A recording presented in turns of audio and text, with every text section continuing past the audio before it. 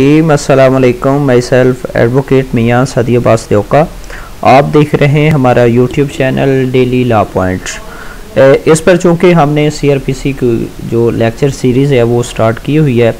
तो उसी तनाज़र में आज हम पहुँच चुके हैं chapter number 7, processes to compel the production of documents and other movable property and for the discovery of persons wrongfully confined. ये चैप्टर जो है ये सेक्शन 94 से लेकर सेक्शन 105 94 से 105 तक के जो सेक्शंस हैं इनको हम पढ़ने जा रहे हैं। इसमें फ़र्स्ट ऑफ ऑल तो है कि किसी भी डॉक्यूमेंट को अदालत में तलब कैसे करवाया जाता है, उसकी तलबी कैसे होती है, या पुलिस के पास क्या अख्तियारात हैं किसी डिपार्टमेंट से किसी भी डॉक्यूमेंट को तलब करवाने के हवाले से। उसके बाद ये रिलेट करता है सर्च के मतलब, तलाशी के मतलब, किसी पर्सन की तलाशी के मतलब, किसी प्लेस की किसी जगह की तलाशी के मतलब, और सर्च वारंट से रिलेट करता है। सर्च वारंट के बाद फिर इसकी जो पब्लिक प्लेस पर जो तलाशी वगैरह ली जाती है, जो चीज़ें रिकवर करवाई जाती हैं, फ़र्द मकबूजगी फ़र्द बरामदगी वगैरह करवाई जाती है, उससे मुतल्लक है। फिर इसमें जो फॉरफीचर होती है, जो कुर्की होती है उन चीज़ों की उनकी है, उनके हवाले से है। फिर इसमें है कि जो पर्सन जो है वो गैर कानूनी तौर पर किसी जगह पर महबूस हूँ, कैद हूँ, तो उनकी आज़ादी के मुतल्लक है, ठीक है। और इसको इसी के मुतल्लक तकरीबन ये सेक्शन 105 तक ये सेक्शंस डील करते हैं। अब जो इसका पार्ट ए है, समन्स टू प्रोड्यूस, कि किसी भी चीज़ को हाजिर करने के लिए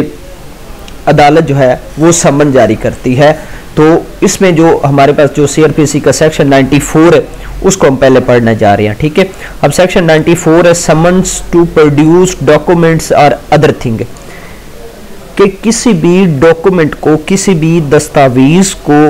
अदालत में या पेश करने के लिए या किसी भी दूसरी चीज़ को पेश करने के लिए समन हुक्मनामा जारी किया जा सकता है। कौन जारी कर सकता है? वेन एवर एनी कोर्ट और any officer in charge of a police station, कोई भी कोर्ट जारी कर सकती है या पुलिस स्टेशन का जो इंचार्ज है जिसे हम एसएचओ कहते हैं वो जारी करता है। अगर वो समझते हैं that the production of any document और अदर थिंग इज नेसेसरी, कि वो जो डॉक्यूमेंट है, कोई भी डॉक्यूमेंट है, उसकी तलबी या किसी दूसरी चीज़ की तलबी ज़रूरी है, और डिज़ायरेबल या for the purpose of an investigation, inquiry, trial और other proceedings under this code, कि इस ज़ाब्ते के तहत किसी भी तफ्तीश में, किसी भी इंक्वायरी में, किसी भी केस की समाअत में, या कोई भी इसके अलावा कोई भी proceeding, in any proceeding which is under of this code, CrPC के तहत कोई भी प्रोसीडिंग है उसमें किसी भी डॉक्यूमेंट की तलबी जो है वो करवाई जा सकती है, ठीक है। तो इस हवाले से सच कोर्ट वो जो कोर्ट है में इशू अ समन, तो वो जो कोर्ट है वो समन जारी करेगी, और ऑफिसर सच ऑफिसर और रिटन ऑर्डर, तो अगर वो जो ऑफिसर है वो अपना रिटन वो तहरीरी हुक्मनामा जारी करेगा। टू द पर्सन, किसको जारी करेगा? To the person in whose possession or power of such documents or thing is believed to be, कि जिस शख्स की मौजूदगी, कि जिस शख्स के कब्जे में या उसकी कुदरत में या उसकी पावर में या उसके अंडर वो जो डॉक्यूमेंट्स हैं या वो जो चीज़ें हैं वो उसके पास हैं, जिस शख्स के भी पास है, वो डिपार्टमेंट भी हो सकता है, वो कोई इन पर्सन शख्स भी हो सकता है, उसे क्या कहेंगे? उसे कहेंगे requiring him to attend and produce it और to produce it at the time and place stated in the summons order. उसको उस ऑर्डर में या समन में लिखेंगे कि आपने इस जगह पर इस वक्त इस टाइम आपने इन दस्तावेजात को लेकर पेश होना है, ठीक है। उसके बाद जो सेक्शन 94 की आगे प्रोवाइजो है, provided that no such officer shall issue any such order requiring the production of any document, के कोई भी ऑफिसर जो है वो अब इन हालात में या इस जहाँ पर ये चीज़ें आ जाए वहाँ पर जो दस्तावेजात की तलबी के लिए ऑर्डर नहीं करेगा। कहाँ नहीं करेगा? custody of a banker as defined in the Bankers Book Evidence Act 1891 के जहाँ पर जो बैंकर्स बुक्स एविडेंस एक्ट 1898 के तहत कुछ डॉक्यूमेंट्स हैं,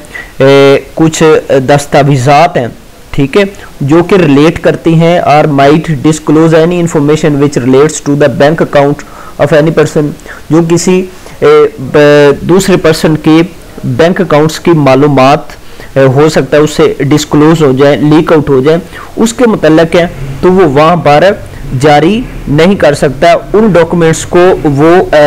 तलब नहीं कर सकता, ठीक है। वो डॉक्यूमेंट्स जो कि बैंकर्स बुक्स एविडेंस एक्ट 1891 के तहत डिफाइन किया गया, एक्सेप्ट, अब इसमें भी एक्सेप्शंस दी गई हैं, एक्सेप्ट मास वाई, हालात बता दिए गए हैं कि कब वो भी कर सकता है, लेकिन कब, for the purpose of investigation an offence under section 403, 406, 408, 409, section 421 to 424 and section 465 to 477A PPC। अब इसमें वो ये है कि वो कहता है कि जहाँ पर सेक्शन 403, 406, 408, 409, 421 से लेकर 424 या 465 से लेकर 477A PPC जो ताज़रात पाकिस्तान की ये जो सेक्शंस हैं, इनके तहत अगर कोई जुर्म हुआ है, FIR हुई है, कोई इंक्वायरी है, ट्रायल है, तो इसके तहत हो सकते हैं, वो तलब कर सकते हैं, लेकिन with prior permission in writing of a session जज, लेकिन मुतलका सेशन जज की इजाजत के साथ, ठीक है, उससे परमिशन लेंगे फिर वो नोटिस या समन जारी कर सकते हैं। उसके बाद दूसरे हालात हैं, in other cases with the permission in writing to the High Court, इसके अलावा जितने भी केसेस होंगे, ठीक है, उसमें हाई कोर्ट की परमिशन, हाई कोर्ट की इजाजत जरूरी होगी। उसके बाद जनाबे वाला सेक्शन, इसका जो सब सेक्शन 2 है, लेकिन 2 से पहले अब इसमें एक पंजाब की अमेंडमेंट आई है 1968 में, इसको पंजाब ऑर्डिनेंस 1972 में इसको जो है ना वो इसकी अमेंडमेंट की गई कि उसमें उन्होंने सिर्फ इतना कहा है कि बुक्स एविडेंस एक्ट 1891 के तहत जितने भी डॉक्यूमेंट्स हैं, ठीक है, उसको मुतलका जो सेशन जज होगा, ठीक है, या हाई कोर्ट होगी, उनकी इजाज़त के बगैर वो तलब नहीं किया जा सकता, लेकिन वो सारे केसेस ही उन्होंने सेम कर दिए, ठीक है। अब उसके बाद सब सेक्शन 2 है, सब सेक्शन 2 ये कहता है any person required under this section merely to produce a document or other thing shall be deemed to have complied with the requisition if he causes such documents or things to be produced instead of attending personally to produce the same, कि अगर किसी शख्स को documents की तलबी के लिए या किसी दूसरी चीज़ की तलबी के लिए कि आप इसको लेकर आप फला अदालत में हाजिर हों या मेरे पास हाजिर हों, तो अगर वो शख्स इन पर्सन ज़ाती तौर पर पेश नहीं होता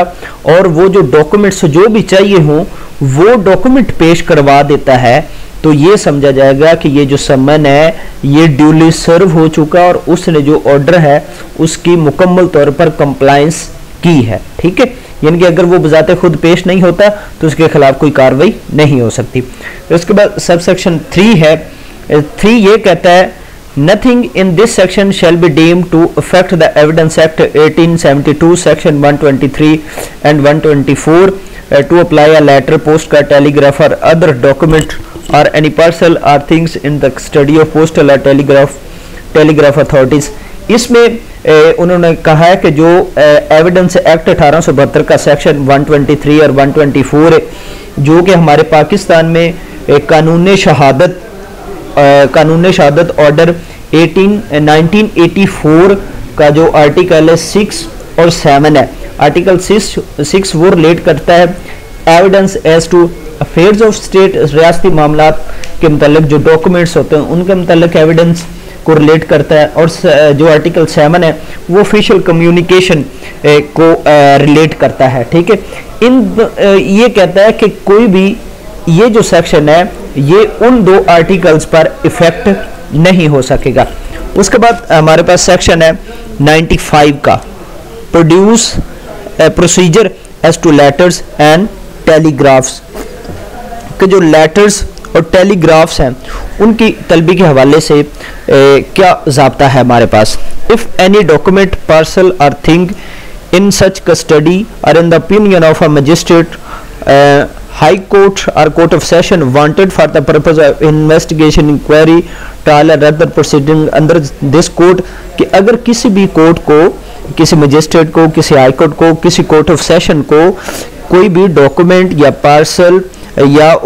कोई दूसरी चीज़ों की कस्टडी चाहिए हो किसी भी इन्वेस्टिगेशन में, किसी भी इंक्वायरी में, किसी भी ट्रायल में या कोई भी दूसरी प्रोसीडिंग में, तो क्या होगा, सच मजिस्ट्रेट और कोर्ट में रिक्वायर द पोस्टल और टेलीग्राफ अथॉरिटीज़। तो वो जो कोर्ट होगी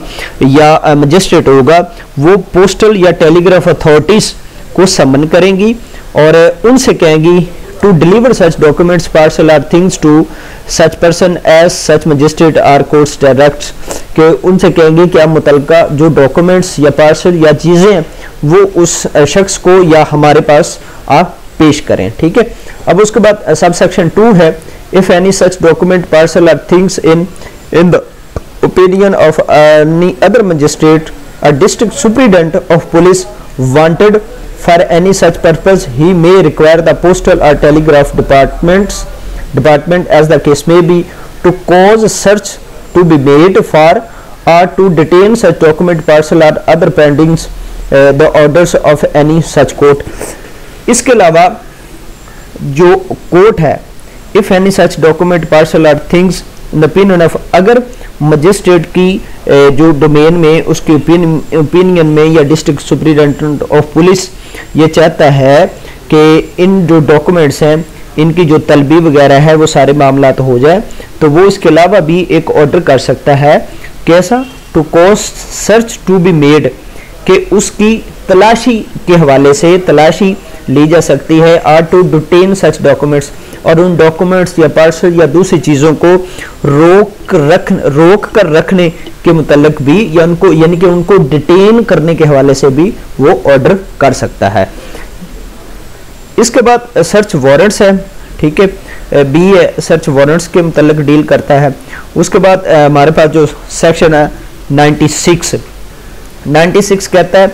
व्हेन सर्च वारंट में बी इशूड, कि जो सर्च वारंट है वो कब इशू हो सकता है। Where any court has reason to believe that a person to whom a summon or order under section 94 a requisition under section 95 subsection 1 has been might be addressed will not and would not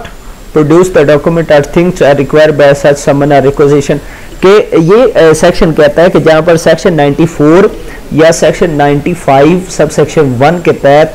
समन या requisition order जो है वो पास किया गया और शख्स को मुतलका डिपार्टमेंट के हेड को या मुतलका शख्स को ऑर्डर किया गया कि आपने इस डेट पर जो है वो डॉक्यूमेंट पेश करने हैं और वो पेश नहीं करता, ठीक है, वो पेश करने से इनकार कर देता है या उनको ये बिलीव है कि विल नॉट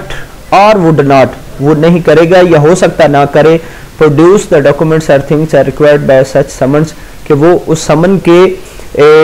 जो रिक्वायरमेंट है उसके मुताबिक या रिक्वेजिशन की रिक्वायरमेंट है उसके मुताबिक वो जो डॉक्यूमेंट्स हैं उनको पेश ना करे, तो फिर क्या होगा, और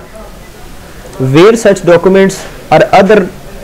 other thing is not known to the court to be in possession of any document, और जहां पर अदालत ये समझे कि ये जो फलां डॉक्यूमेंट है या वो जो चीज़ है वो अदालत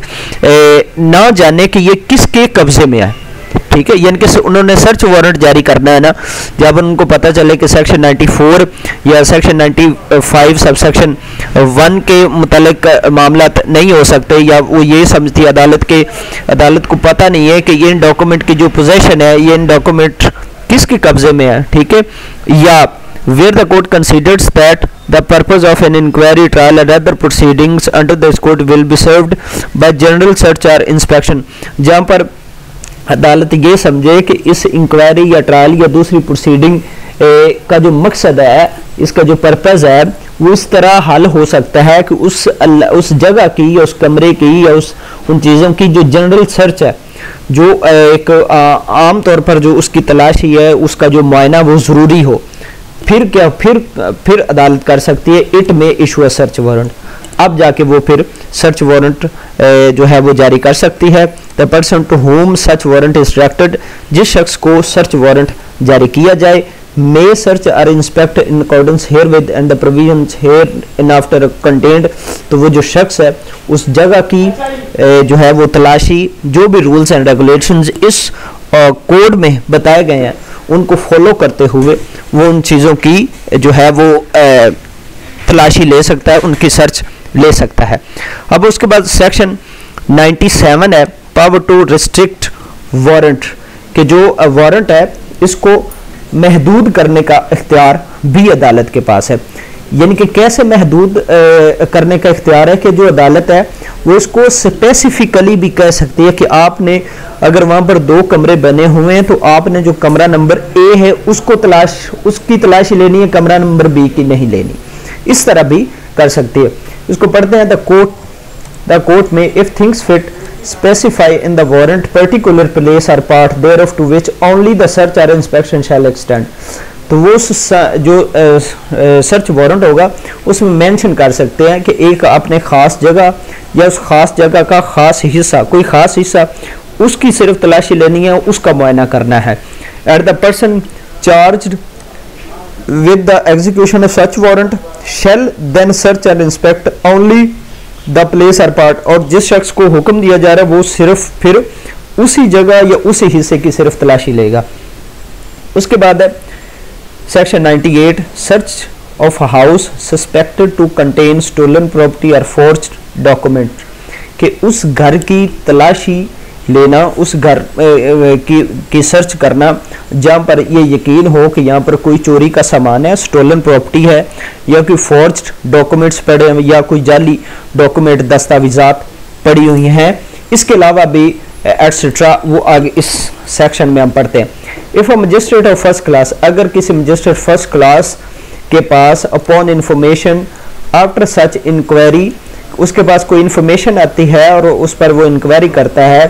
एज ही थिंक्स नेसेसरी, जैसे वो मुनासिब समझे, ठीक है, he has reason to believe that, उसके बाद रीजंस आ जाती हैं, any place is used for the deposit और सेल ऑफ स्टोलन प्रॉपर्टी, कि कोई जगह, कि ये जो जगह है फलां जगह जो है वो चोरी के सामान को सेल करने के लिए या चोरी के सामान को डिपॉजिट जमा करने के लिए इस्तेमाल की जा रही है, ठीक है, या फॉर द डिपॉजिट और सेल ऑफ मैन्युफैक्चरर और फोर्ज्ड डॉक्यूमेंट, फॉल्स सील्स और counterfeit stamps, bank notes, currency notes और coins, instrument material for containing coin, stamps, bank notes, currency notes for forging, या किसी भी जाली दस्तावेजात को जमा करवाया जा रहा है, वहाँ पर उनको फरोख्त किया जा रहा है या उनको बनाया जा रहा है, फॉल्स सील्स, जाली मोहरें तैयार की जा रही हैं, काउंटरफीट स्टैम्प्स, जाली स्टैम्प्स, जाली सील्स वगैरह तैयार की जा रही हैं, जाली करेंसी नोट्स जो हैं वो तैयार किए जा रहे हैं, सिक्के तैयार किए जा रहे हैं, कोई भी इंस्ट्रूमेंट या मटेरियल, कोई भी जाली इंस्ट्रूमेंट या मटेरियल जो कि बैंक स्टैम्प्स के मुतल्लिक हो, करेंसी नोट्स के मुतल्लिक हो, इस तरह की चीज़ों के मुतल्लिक हो, अगर वो वहाँ पर तैयार या सेल या वो वहाँ पर जमा किया जा रहा हो,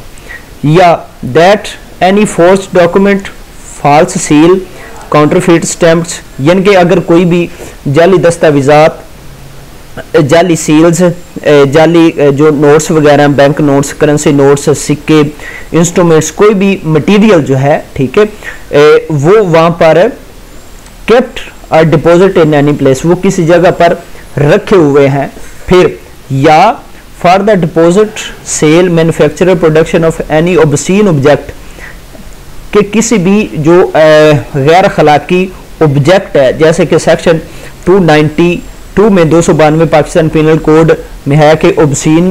बुक्स वगैरह जो हैं वो सेल नहीं की जा सकती, ऑब्सीन मटेरियल सेल नहीं किया जा सकता। तो इस हवाले से अगर जैसा आपको यकीन है कि किसी जगह पर किसी दुकान में ऑब्सीन ऑब्जेक्ट जो है वो सेल किया जा रहा है या बनाया जा रहा है या रखा जा रहा है, ठीक है, उसके बाद क्या करेगा, he may by his warrant authorized any police officer above the rank of constable, तो वो जो है किसी भी ऐसे पुलिस ऑफिसर को जो कि कांस्टेबल से रैंक के ऊपर का इनके कांस्टेबल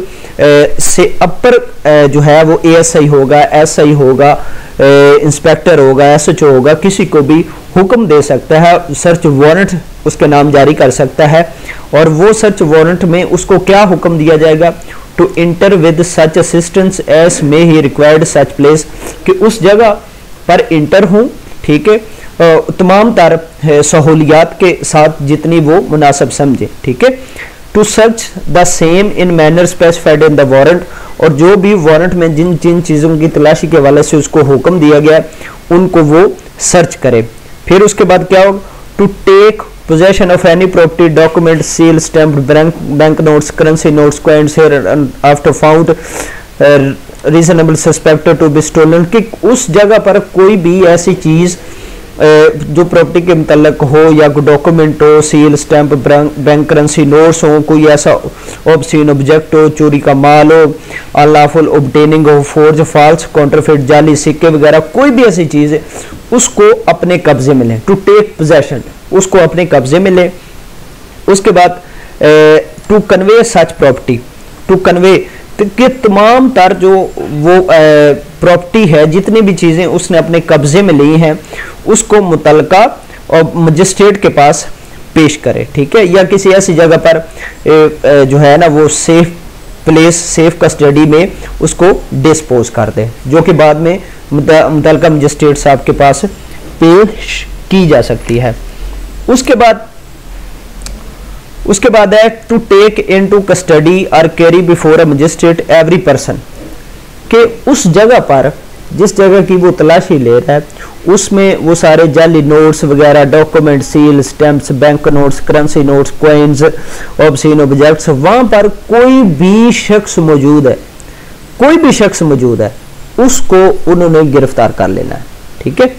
यानी कि to take into custody and carry before a magistrate every person found in such place who appears to have been privy to the deposit, sale or manufacture or keeping of any, जो उस business के मतलब किसी भी हवाले से वहां पर मौजूद हो उसको वो गिरफ्तार कर लेंगे। इसके बाद इसकी हम सब सेक्शन 2 है, the provision of this section would respect to counterfeit coin, ये जाली सिक्कों के मुतल्लिक है, ठीक है। The provision this section would with respect to counterfeit coin के मुतल्लिक, coin suspected to be counterfeit,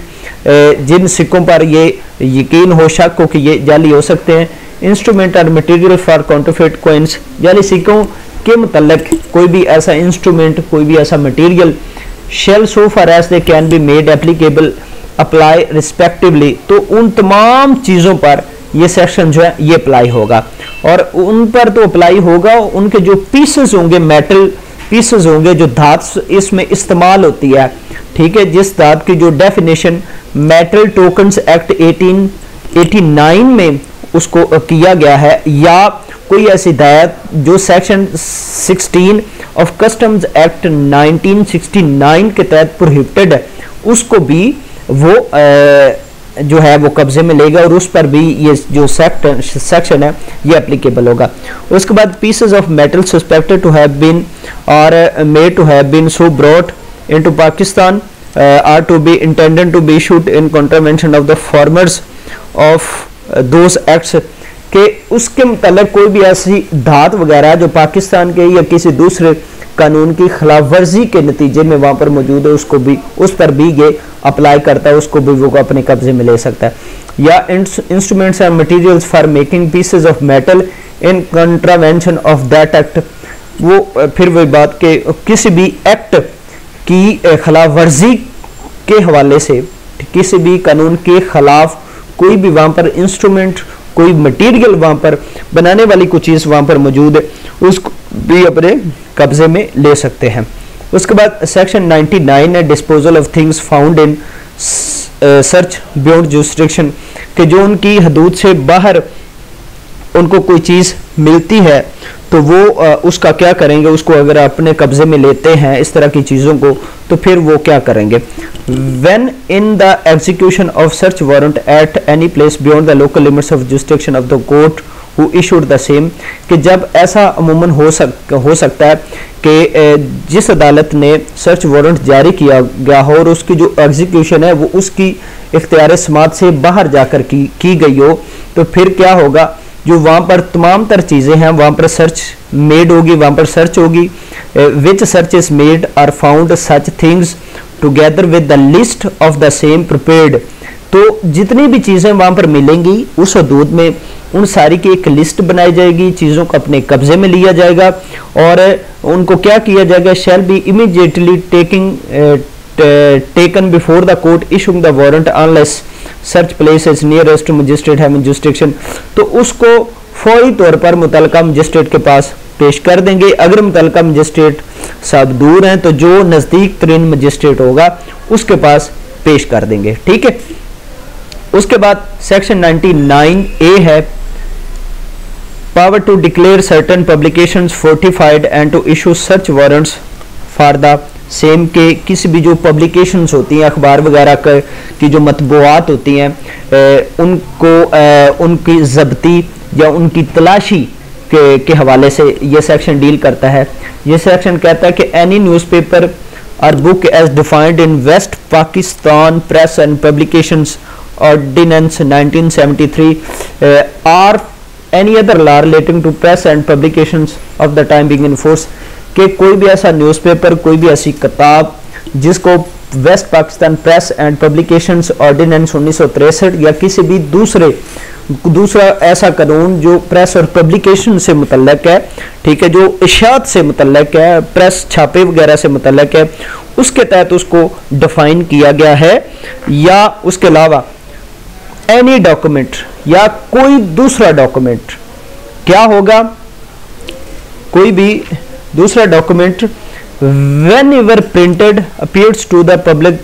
government to contain any treasonable or seditious matter, कि कोई भी ऐसा प्रिंटेड डॉक्यूमेंट, कोई भी ऐसा न्यूज़, कोई भी ऐसी चीज़, ठीक है, किसी भी शेप में वो या तो पाकिस्तान में बगावत को प्रमोट करें, सेडिशियस मैटर को अप्रोच करें, जो वो प्रेजुडिशियल टू नेशनल इंटीग्रेशन, जो कौमी सलामती है उसके खिलाफ हो, या वो प्रमोट करें, या फिर किसी भी दूसरे मज़हब के लोगों की जो फीलिंग्स है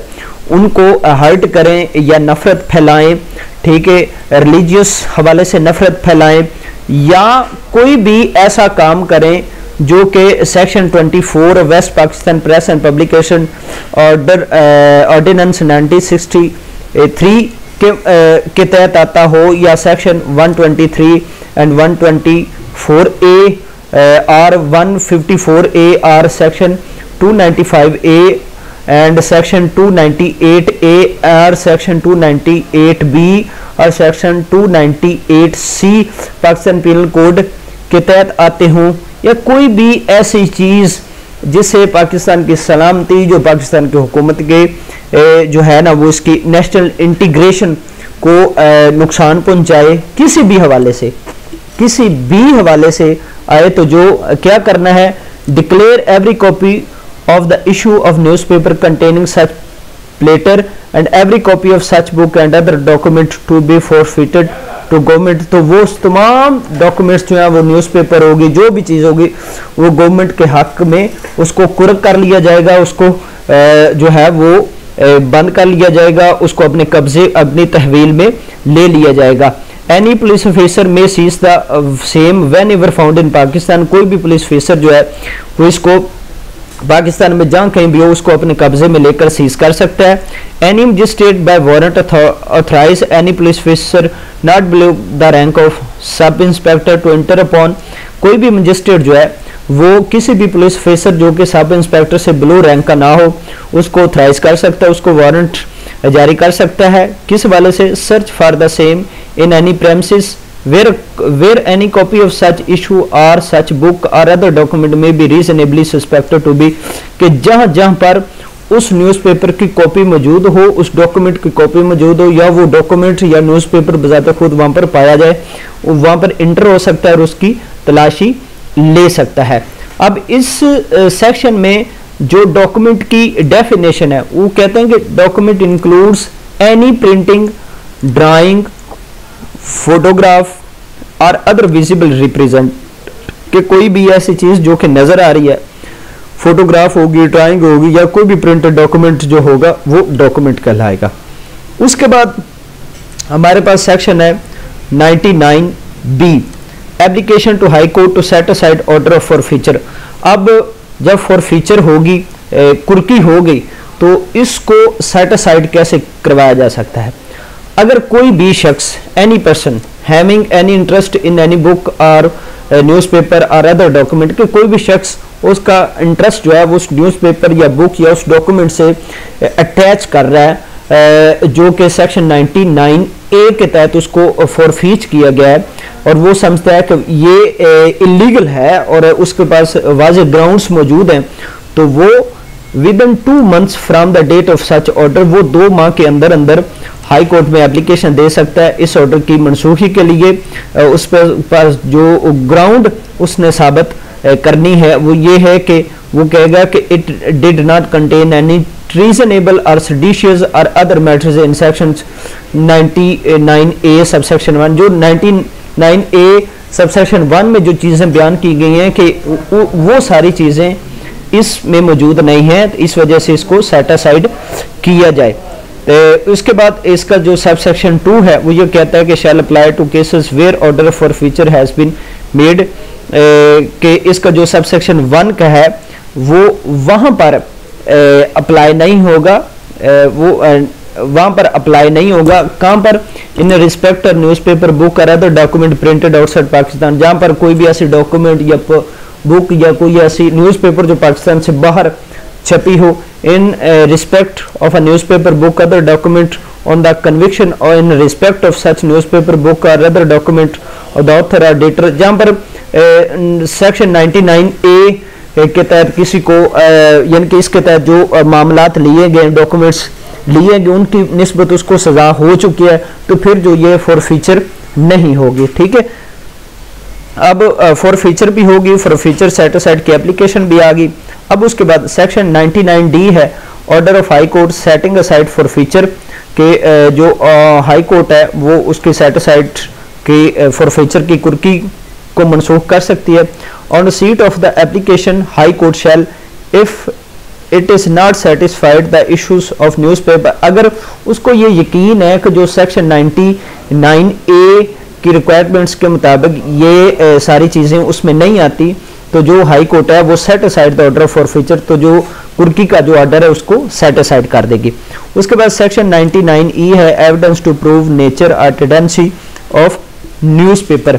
के जो सेक्शन 99E है ये रिलेट करता है कि उस डॉक्यूमेंट की टेंडेंसी और उसकी नेचर के मुतल्लक जो एविडेंस है उसके मुतल्लक ये बात करता है। On the hearing of any such application with reference to any newspaper, copy of such newspaper may be given, कि जिस डॉक्यूमेंट को फॉरफीच किया गया जिस हवाले से,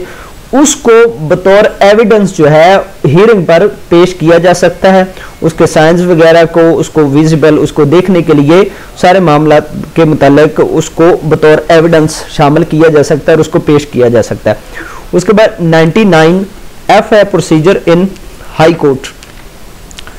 प्रोसीजर इन हाई कोर्ट ये कि हाई कोर्ट क्या करेगी, every high court shall as soon as conveniently may be frame rules and regulate the procedure, कि हर हाई कोर्ट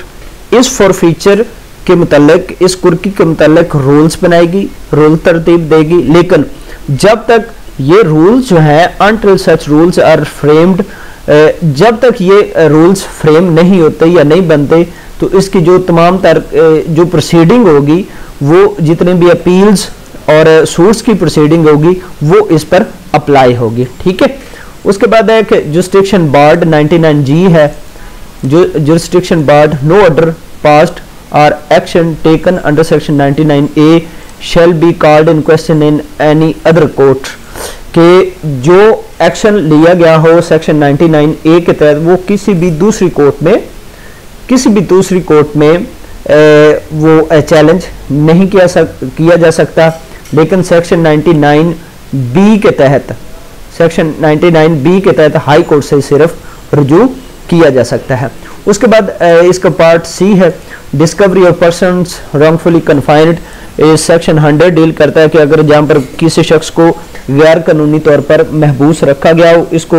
एक दूसरा सेक्शन डील करता है 491 हेबियस कॉर्पस की पिटीशन डील करती है। और उसके बाद 552 सेक्शन है, वो भी रिलेट करता है इससे कि यहाँ पर हमने एप्लीकेशन मजिस्ट्रेट को देनी होती है। अगर किसी भी फर्स्ट क्लास मजिस्ट्रेट को ये उसके पास ये ग्राउंड्स हैं, ये उसको इन्फॉर्मेशन दी जाती है, उसके पास एप्लीकेशन फाइल की जाती है कि किसी भी शख्स को जो है वो किसी भी शख्स को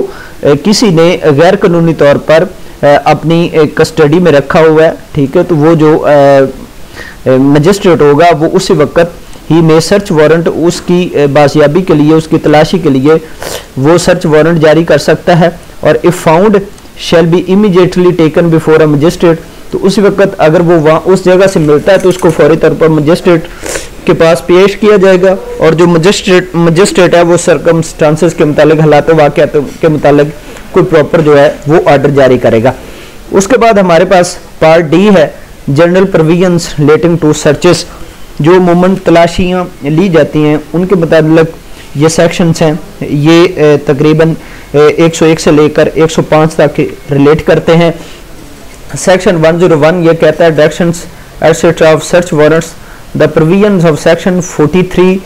75, 77, 79, 82 and 84 shall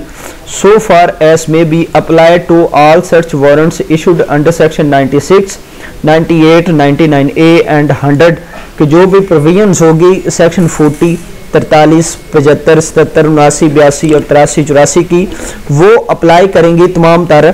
section 96, section 98, 99A और 100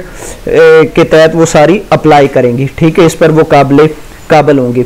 सेक्शन 102 है persons in charge of close place to allow search कि इसमें यह है कि अगर किसी जगह को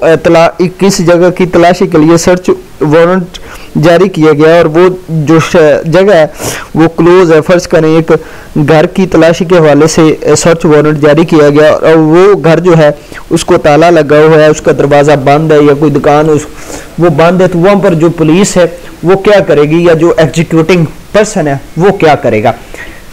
Whenever any place liable to search are inspected under this chapter is closed कि अगर कोई जगह जिसको सर्च किया जाना ज़रूरी है वो बंद है, any person residing in कोई भी शख्स जो वहाँ पर रह रहा हो are being in charge of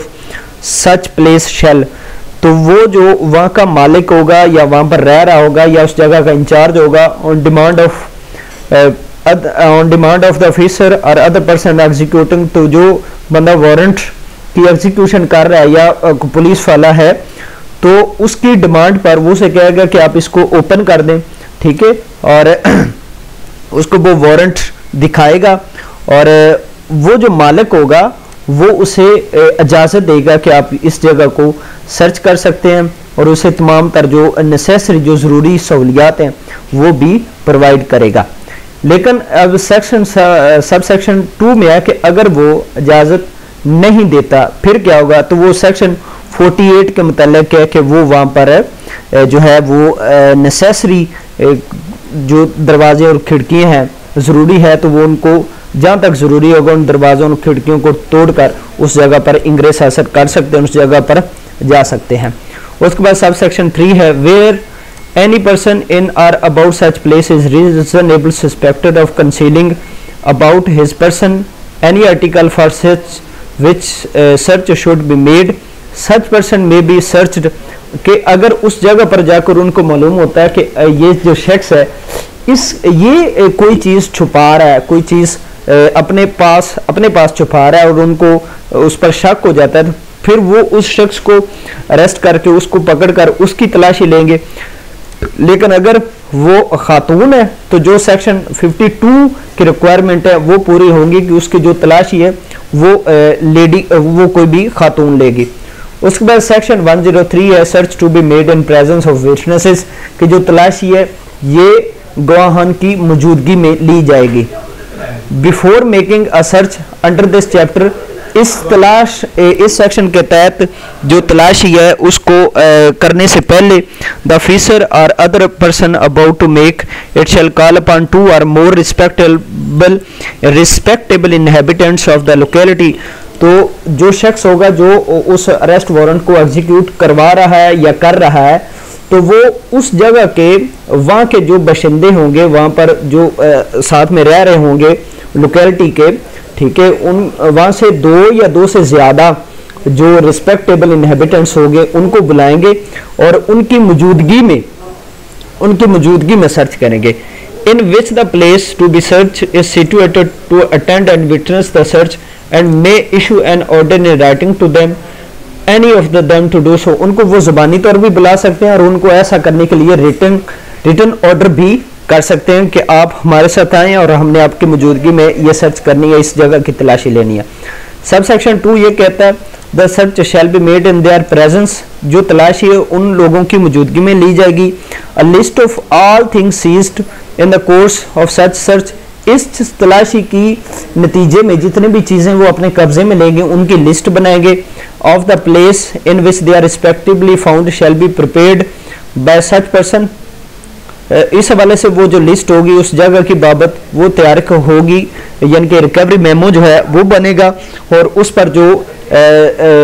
गवाहान है उनके साइन वगैरह होंगे। But no person witnessing a search under this section shall be required to attend the court, लेकिन यहाँ पर ये ज़रूरी है कि जो शख्स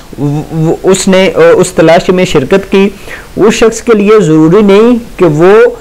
अदालत में जाकर गवाही दे, लेकिन as a witness of search unless specially summoned bat, लेकिन जहां पर उसको अदालत बुलाया, जहां पर वो स्पेशली बुलाया जाए तो फिर उसको आना पड़ेगा। सब सेक्शन 3 है occupant of place search may attend, जो उस जगह का मालिक है, जो उसका जगह का काबिज है, वो भी इस सर्च की तमाम मामलात में वो शामिल हो सकता है। तो occupant of the place searched और सम पर्सन्स इन दिस बिहाफ, वो बतौर खुद भी शामिल हो सकता है या उसके बिहाफ पर कोई दूसरा शख्स भी शामिल हो सकता है। शैल इन एवरी इंस्टांस, वो हर हवाले से be permitted to attend during search, उसको हर हवाले से इजाज़त दी जाएगी कि इस सर्च की जो मामला आते हैं, सर्च की तलाशी की सारी कार्रवाई उसमें वो शामिल हो सके और उसको एक जो कॉपी तैयार की जाती है रिकवरी मेमो की या चीज़ों को जो कब्जे में लेते हैं उस पर साइन वगैरह गवाहान वगैरह के होते हैं, उसकी जो एक कॉपी होगी वो उस मालिक को भी उसकी रिक्वेस्ट पर उसको फराहम की जाएगी। उसके बाद सब सेक्शन 4 है when any person is search under section 102(3), जब किसी शख्स की सेक्शन 102 सब सेक्शन 3 के तहत तलाशी ली जाती है, अ list of things taken possession shell be prepared, तो उससे ही वो तमाम तर जो चीज़ें हैं जो भी उससे रिकवर होंगी, उससे ली जाएंगी, उसकी एक लिस्ट बनेगी and copy thereof shall be delivered to such person, और उसकी रिक्वेस्ट पर उसकी एक कॉपी, उन लिस्ट की एक कॉपी उसको प्रोवाइड की जाएगी। उसके बाद any person who without reasonable cause refuses and neglects to attend and witness a search under this section, कि अगर कोई शख्स जो है वो वहाँ पर जो कार्रवाई है उसको उसमें शामिल नहीं होता,